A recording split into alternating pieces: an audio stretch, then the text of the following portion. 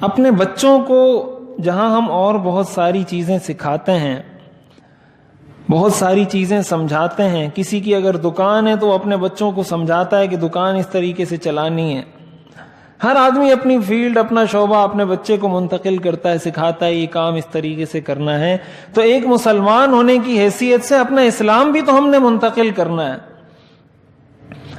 اپنا اسلام بھی تو ان کی طرف منتقل کرنا ہے کہ بیٹا قرآن کو اتنا وقت دینا ہے۔ اور یہ کوئی ایک دفعہ کی کہانی نہیں ہے کہ ایک دفعہ کسی نے تقریر سنی، جوش میں آ گیا اور جا کے سب انقلاب برپا کرنے کی کوشش شروع کر دی کہ اب ایک ہی دفعہ سے میں سب کچھ ٹھیک کر دوں گا۔ ایسا دنیا میں کبھی نہیں ہوا، کبھی ایسا نہیں ہوا کہ ایک تقریر کسی نے کی، کسی نبی کی ایک تقریر سے کوئی سارے لوگ مسلمان نہیں ہوئے۔ تو میری اور آپ کی تقریر یا نصیحت سے کون سارے مسلمان اور سارے ٹھیک ہو جائیں گے؟ یہ ایک مسلسل محنت ہے کہ انسان کے ذہن میں یہ بات ہو کہ میں نے اس حوالے سے بھی اپنے بچے کی تربیت کرنی ہے، اس حوالے سے بھی اپنے بچے سے پوچھتے رہنا ہے، کبھی نرمی سے، کبھی گرمی سے، کبھی انعام دے کے، کبھی ڈرا کر، کبھی ڈانٹ کر، کبھی کچھ مختلف طریقوں سے۔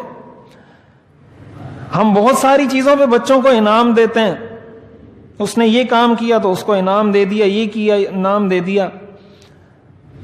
ہم ذرا یہ سوچیں کب ہم اپنے بچے کو ہم نے اس کے نماز پڑھنے پر انعام دیا ہے کہ آج بچے نے نماز پڑھی تو بیٹا یہ 100 روپے آپ کے ہو گئے اس لیے کہ آج آپ نے نماز پڑھی ہے، آپ یہ قرآن حفظ کر لو میں آپ کو یہ انعام دے دوں گا، آپ یہ پارہ یاد کر لو میں آپ کو یہ انعام دے دوں گا، یہ سورت یاد کر لو میں آپ کو یہ انعام دے دوں گا، یہ دعا یاد کر لو میں آپ کو یہ انعام دے دوں گا۔ کیا ہم نے کبھی اپنی زندگی میں، ظاہر انسان جب سوچتا ہے تو بہت ساری چیزیں اس کو خود اللہ تعالیٰ سجھا دیتے ہیں کہ اب میں اس کو کس طریقے سے سمجھاؤں، کس طریقے سے سمجھاؤں، خود اس کے ذہن میں باتیں آنا شروع ہو جاتی ہیں۔ ہمارے لوگوں کو سمجھ آتی ہے جب پانی سر سے گزر جاتا ہے، پانی سر سے گزرنے کے بعد پھر شکوے شکایت کرنا تو ظاہر ہے اس کا کوئی فائدہ نہیں ہو سکتا۔ علماء نے لکھا ہے بچوں کی مثال، یہ جو لوگ کہتے ہیں نا کہ بچہ ہے بڑا ہوگا تو ٹھیک ہو جائے گا، علماء نے لکھا ہے اس کی مثال ایسی ہے جیسے کوئی کہے کوئی درخت کی ٹہنی کسی نے لگائی، پودا لگایا اور وہ ٹیڑھا جا رہا ہے، اور اس کو کوئی کہے کہ بھائی اس قلم کو، اس پودے کو ٹھیک کر لو، سیدھا کر لو، کوئی لکڑی لگا دو،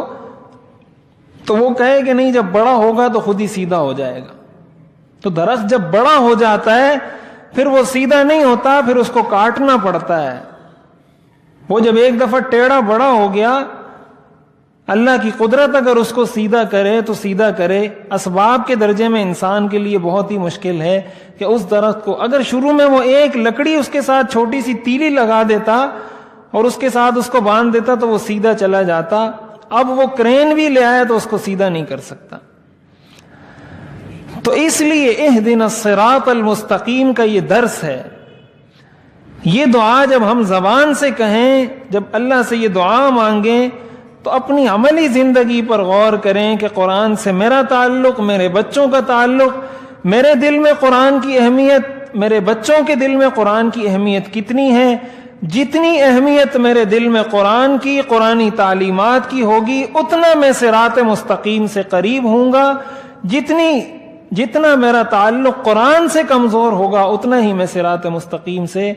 دور ہوں گا۔ اللہ تعالی حقیقی معنوں میں ہمیں قرآن کریم کا تعلق نصیب فرمائے۔